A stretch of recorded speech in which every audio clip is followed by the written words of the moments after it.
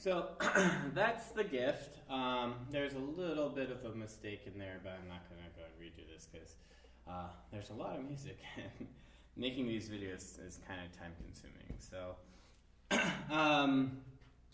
the nice thing about this piece, it shows a lot more diversity.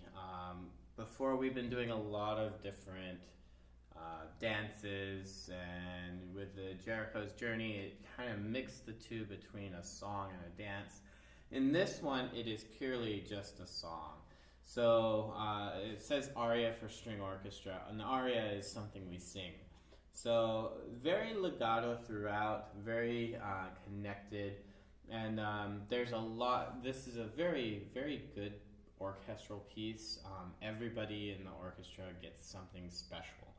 So first violins often has a tune. It also is often the upper voice. Like we did with all the other pieces, you want to make sure you're practicing both the upper voices as well as the lower divisi. But just know what to do and what all the different symbols mean. So this particular piece, there's not a lot in the way of accidentals. There are a few here and there, but it's very straightforward in G major. I would suggest that we do a lot more with positions. So this is why I'm not quite sure if this is going to be a piece that we can handle. I'd love to do it for honor orchestra. I didn't make it one of your excerpts, but I would be pleasantly surprised to see that we all work this up, because it does show a lot more sophistication. So if you look at the first measure, I know I just printed this off and a lot of the markings didn't come through, but you can see in this first measure that we have a G to an A, and then if you look carefully, this A looks like a 2 because it should be third position. So it should have a Roman numeral 3 up on top, and that should be a 2. A lot of the fingerings didn't come through in the copy. But either way, start in third position, so first finger in third position on the D string for this G. So that way we can play that B up here and the C all on the D string and keep it the same color. As we get more and more advanced, string colors make a big difference.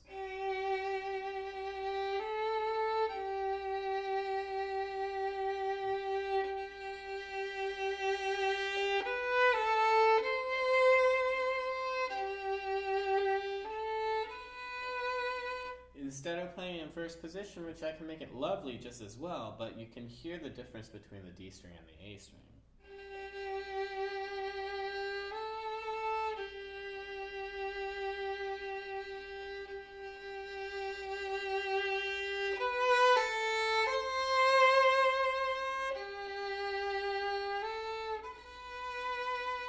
So we avoid the string crossings, and we also avoid the timbre of the A string by keeping in third position.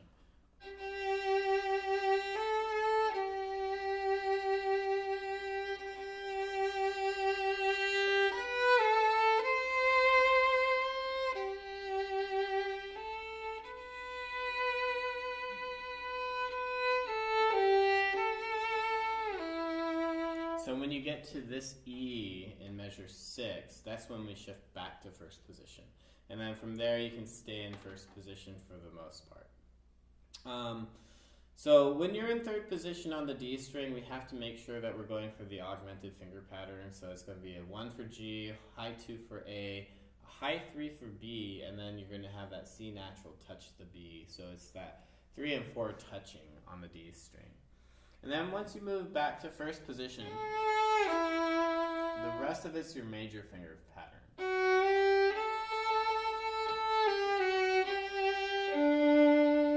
When you get to measure 8 here, I would strongly recommend that you use the 4th finger for that D, just because it's a half note. If you do an open G, it sounds very plain and dull. But if you can get to the G string with your 4th finger, we can add some vibrato and some warmth to it. And this, the gift, it should be a very warm sounding piece. So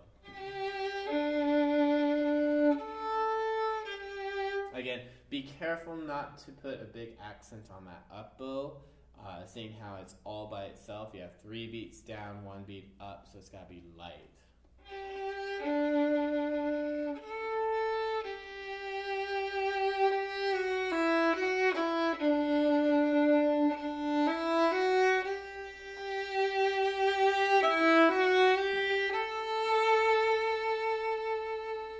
Now, some of these crescendos and diminuendos, that's probably the trickiest thing to do, is to show growth with your dynamics.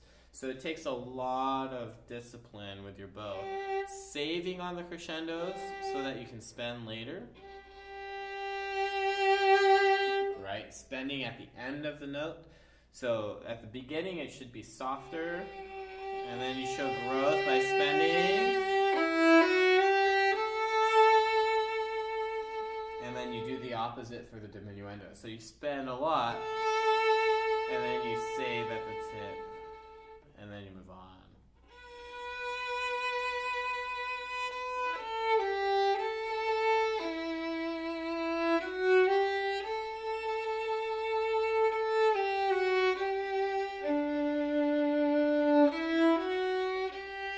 Now this one's pretty clear. So once you get to measure 17, you can see that it goes to 3rd position. This Roman numeral doesn't have all the I's in it, but you can sort of make it out, and it definitely has a 1 on top of the G. So here we want to be in 3rd position, show growth, augmented finger pattern, shift back on the E to 1st position. Show growth, save, and spend. Now, at the end of measure 20, we're getting to our first forte, right? So we really need to spend and then jump to the next energy level, and then but still keep things legato. And then here, if you notice, you can really plainly see that 3rd position marking, and then we're going to our 2nd finger for the E. So, and also be careful of the high 3, the G sharp. So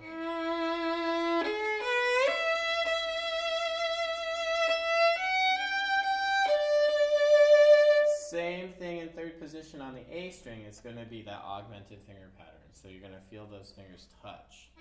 3 and 4 touch, sorry.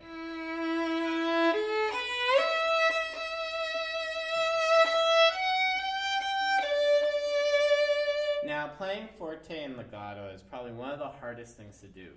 And you have to really kind of free up the wrist and then think about a paintbrush. So you're painting a fence and you're running out of paint. So you have to really get all those bristles to kind of pick up as much paint and smear it all over the wall. And the only way you can do that is through the wrist. So here we do the same sort of thing. Plenty of weight.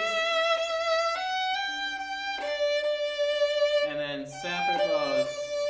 Connecting. I don't want to hear, right? Wrong style.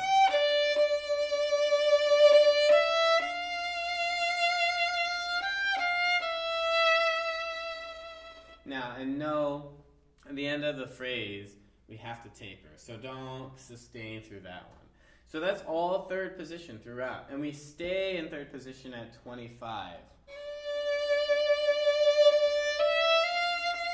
Now, that is the accidental we were talking about before. This is our first, no, we had the G sharp before. Ooh, yeah. I kind of goofed. So measure 20, G sharp, that's your first accidental. Then we have the F sharp, high 3. And then from here, first accidental, F natural.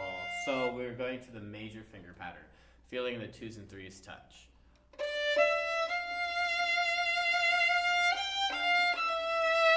Taper, softer, and then back to forte.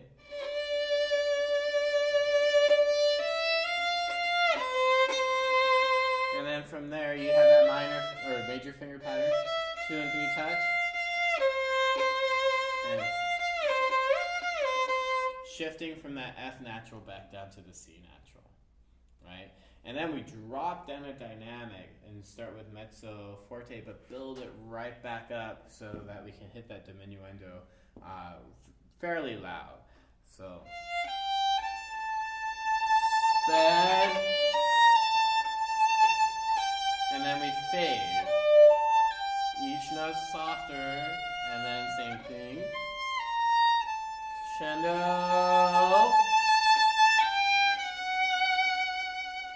It's a very effective and beautiful part of the music. So, Mezzo Forte, pick up into measure 28. Big crescendo, loudest, softer, and then softest, which is hard to do when you're up high.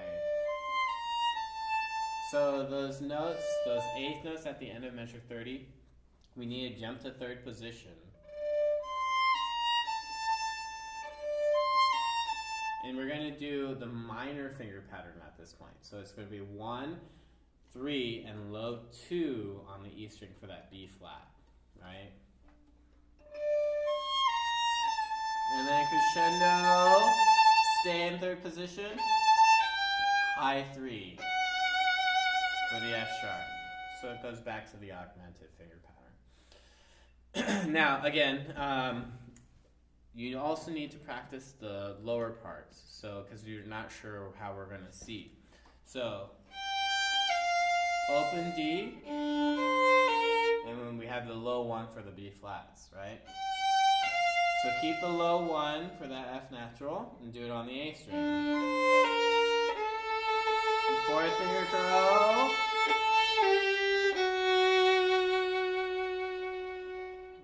And then we come back to unison, so no more divisi. And this should all be just upper half and soft. It's not the most important part, it's all accompaniment. So somebody else in the orchestra will be playing the melody. So you're just soft. 1. Down. Up.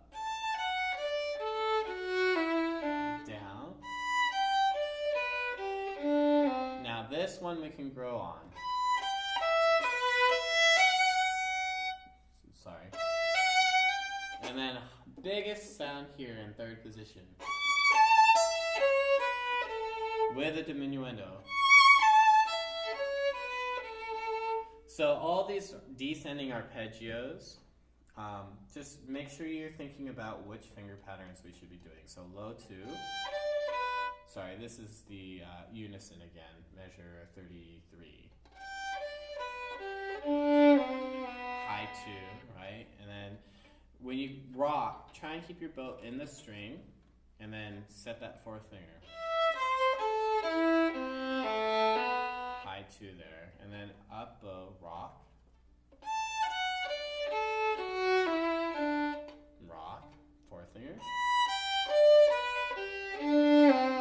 Up bow, crescendo, and then big sound, plenty of vibrato here.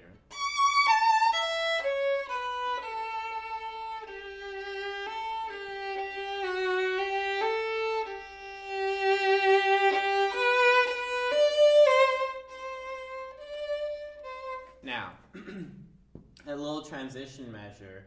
We can do a big crescendo at measure 40. And then also remember, practice the bottom part. So 40, or bottom, quarter. So if you look carefully at the bottom here, measure 40, you have a G together, and then we divide. The bottom part's going to play a quarter note G, and then move G, B, C, right? Whereas the top part's playing a G, and then it has eighth notes instead of a quarter note. G, B, B, D, C, right? And then we both arrive to the C together, right? Or the top part. Now, when you get to this bar, measure 41 and on, this is one of my favorite rhythms because it's always moving on the and of the beat. It's never on the beat. So those syncopations kind of drive the thing forward. So this is the one time where we might put not as smooth of a bowing. You can have more of a détaché with a slight space in between, because that space is going to help us propel it forward and also know that we're on the offbeats and not to get confused with the beat. So as you play through 40, feel the beat, 2, 3, 4, 1.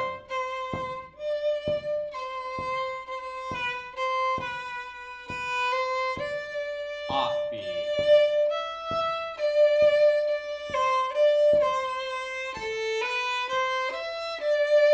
So if you look carefully, measure 41 is off the beat, but then we tie across and we slur into the beat for measure 42. And then we tie across measure 43, which is now syncopated again, and then at 44 we slur into the beat. So it's going back and forth. And it's really kind of a really cool and effective sound when you hear it with the orchestra. And again, be careful of your finger pattern. So right here, it should be all minor for the top part. And then when you play the bottom part,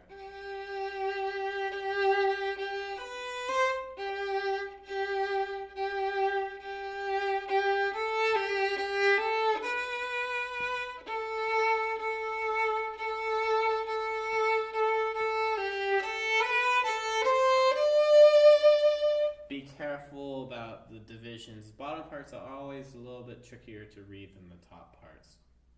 But know those finger patterns. So really for the bottom, you don't really go any lower than a G. So what you do on the D string doesn't matter, but on the A string you need to get the C natural, so down to the minor finger pattern. And then also be very aware of your bowings here. Know which one's ties, which ones are slurs, and then just as you play the syncopations, we can put a slight separation. And then it's about making it musical and putting in the crescendos and diminuendos. So top part one more time from 40.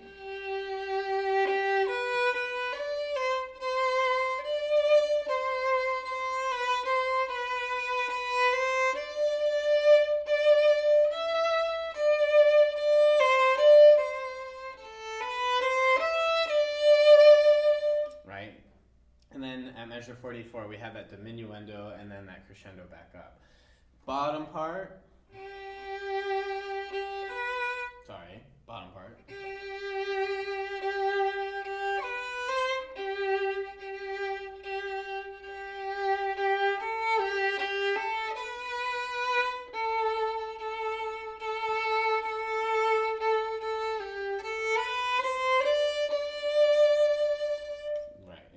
I kind of goofed it at the end there. Make sure here at 44 it's an A, B, A, C natural. Like I said, bottom parts are rather tricky to read. So practice it. Make sure you're comfortable with it. When we put it together on the first rehearsal, we'll definitely get a chance to listen to it, and you'll get acquainted with your part, whichever one you're assigned to.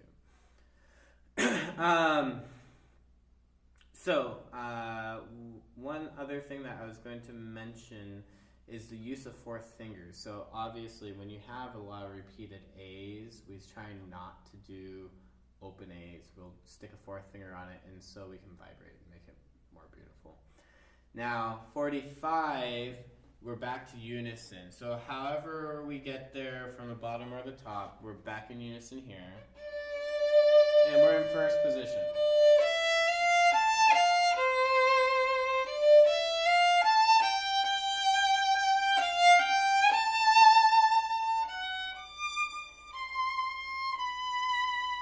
Now that whole thing has to be very, very delicate, especially as we get to the upper notes, because the tendency is when we play high, we tend to play loud. But here, the composer does the opposite, which makes it very, very effective and somewhat very emotional. So as we get high, we tend to fade away and kind of diminish into a softer sound, which is very breathtaking, quite breathtaking. When you do measure 45, do be aware of the F natural, so the low ones. And then when you make your shift to third position, make sure that the A is nice and strong, so that way we can come away and bring that diminuendo down. So this is 45 one more time, watching the F naturals.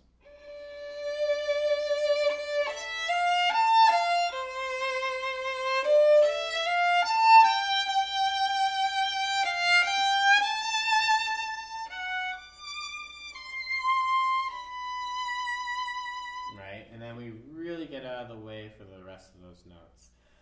Open E's are fine when they're just simple eighth notes. Anything bigger than an eighth note, like a quarter note, half note, dotted quarter note, whole notes, we want to stick a fourth finger on it or go to third position and avoid just that shrillness of the E string. And then once you get to that third position,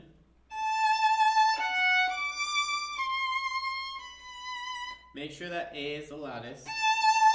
Fade, nothing. Again, this is a beautiful part, but it's not the melody. So we need to know how to balance it out with the melody. The melodic line should always be the most important part, because that's like the lyrics, what we're singing. But here, this is like all the richness and the filigree that just makes this music so beautiful. So this is the Mezzo Forte after 45, which is 49.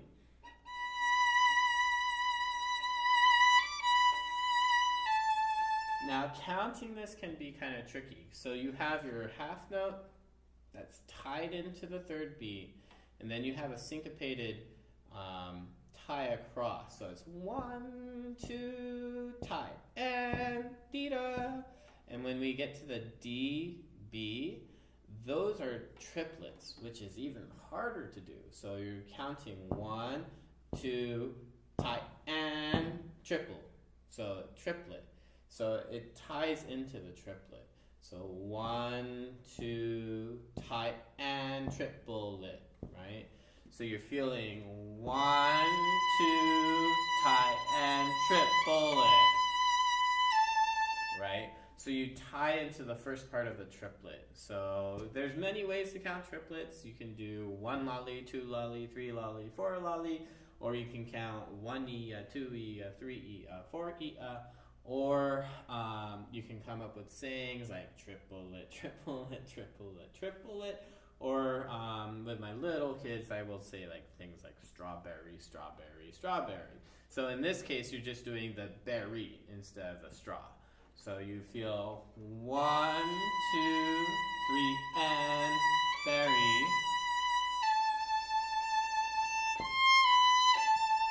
2 and 3, berry. And always feeling it tie across that fourth beat, right? So, and then also be aware that we're in that major finger pattern because you have a C natural. So 2s and 3s should touch. So this is it one more time. I'll help count. It'll go 1, 2, 3, and 1, 2, 3, 4, 1, tie, and tie, 4, berry, 2, 3, 4, shift, 2, strawberry. Now, when we make this shift back to first position, this triplet is no longer a triplet over the beat, but it's a triplet over the half note. So you're counting 1, 2, strawberry, 1, 2, 3, right? So it's really going to be a stretch of 3 over what you would normally feel 2 quarter notes. So you can think of it as a faster moving quarter note, so you can get 3 in there, or you can think of it as a triplet over the 2 beats. So when you get to, what is this, 50, 51, 52, 1, 2, 3, think the big beat, 1, strawberry, 1, 2, 3, 4, 1.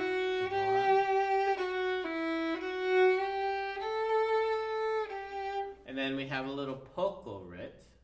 being small, rit being ritardando, so slowing down just a little bit, not a lot. And then we move back into time, a tempo, but it says rallentando to the end. So we're back in time for the last line, but we're still slowing it down all the way to the very end. So by the time we get to the end, it's quite a bit slower.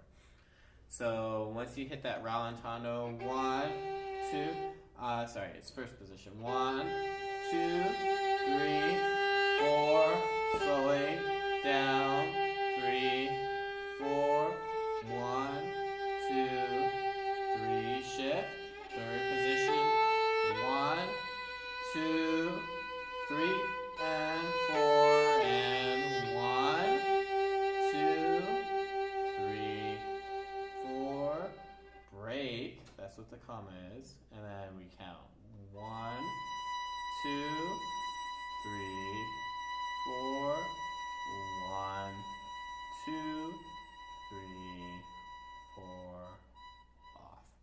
And it'll be challenging to sustain that long, so you really have to save your bow. But I guarantee you when we play it for your parents, it'll be so breathtaking. And it's really quite a beautiful piece. And it's not beyond middle school level. I really think we can put it together. But of course, it's going to take some practice. Also, know the VC, so the bottom part should just play the G at the end. So you don't need to play both, but it'll have a very, very nice quality to it. So I hope this was helpful.